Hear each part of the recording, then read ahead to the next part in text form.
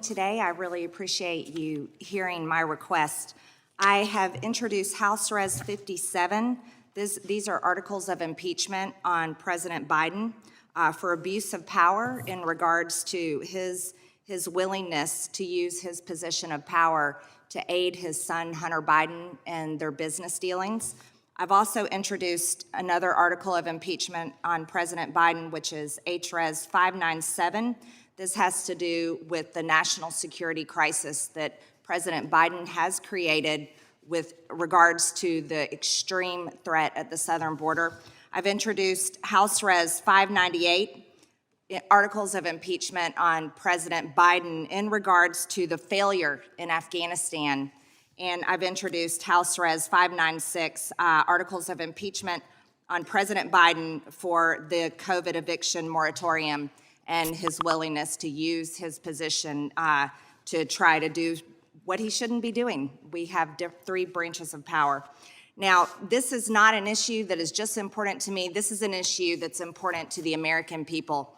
You see, the American people in polling just recently, there's a range between 60% of Americans that say that Joe Biden should be impeached, but it goes as high as 83% of Republicans think President Biden deserves to be impeached, 58% of independents, and 40% of Democrats agreeing that President Biden should be impeached for his failures to the American people as president. Let's talk about some of those failures. We can talk about the border alone. You see, here we have, and let's just talk about criminals coming across the border. U.S. Border Patrol has apprehended 9,728 illegal aliens with criminal records just in fiscal year 2021, in comparison to only 2,438 in 2020. This is a 325.8% increase in migrant encounters. It's up to 1.7 million migrants at the U.S.-Mexico border in fiscal year 2021, which ended in September. This is a massive increase in President Biden's failures to provide security for the American people. Also, Border Patrol agents arrested 53 illegal aliens with sex-related criminal convictions, and many of them had prior convictions for crimes involving a minor. In the same period in 2020, agents apprehended 58. In 2019, they apprehended 58 in total. 55 in 2020, 58 in 2019, but 353 in 2021. That is a massive increase. Let's talk about these types of convictions.